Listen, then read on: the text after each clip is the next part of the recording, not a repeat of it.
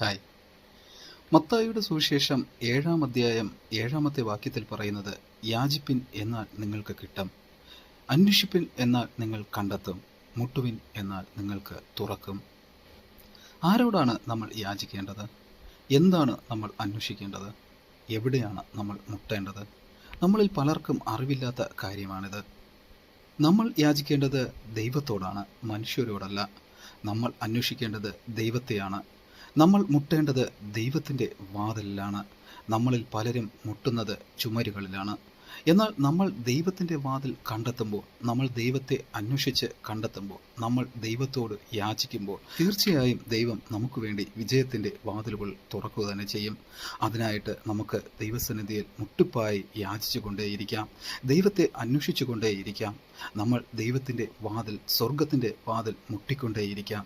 ദൈവം നമുക്ക് വേണ്ടി വാതിലുകൾ തുറക്കും.